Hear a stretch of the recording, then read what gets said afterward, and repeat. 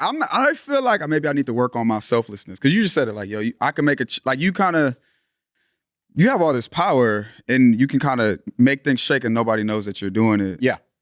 I'll be like, put my name on that thing. Of course, we all like putting our names on things, but the sometimes putting your name on something stops it from getting done. Okay, expound on that. You know, so for example, let's just take, and we'll stay in the realm of politics, Obamacare, right? Okay. Well, Obamacare is simply health care for people who can't afford it. Right. Relatively good idea. There are a lot of people that fight that just because it's called Obamacare. Okay. If it was called Trump care. If it was called Trump care, nobody would fight it. Or if it was just called Alabama care. Mm-hmm.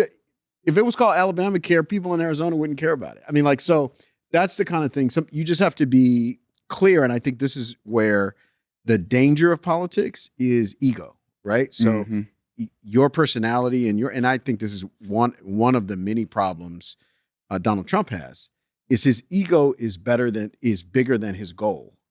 So sometimes his ego gets in the way of what he wants to accomplish, right? And so he's more concerned about what somebody said about him on Twitter than he is about, what's actually happening in the economy, right? So more upset that somebody criticized his tariffs than the fact that we have the worst jobs numbers that we've had since we were in the middle of the pandemic, right? So that's where you have to be very, very careful because I would never want to be in a situation where my ego cause people to suffer or to not live as well as they could.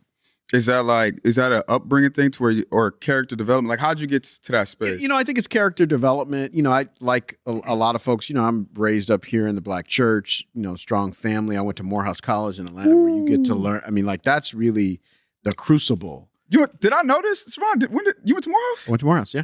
I went to Morehouse. Really? Yeah. Oh, yeah. There we go. Okay. Oh, it's going to be a good episode. That's why it's making sense. So you understand. I didn't have to explain. I didn't know that. Wow. You know what Morehouse does and what it teaches and the people they put in front of you while you're there.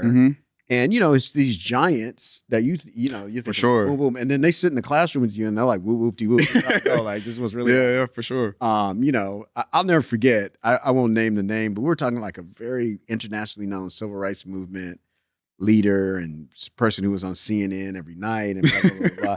And he came to lecture in the class and he was like, yeah, man, let me stop because I need to call my wife because our car note ain't paid. And I was like, wait, what? Like, what? Like, this is crazy. But it demystified service. Yeah. And being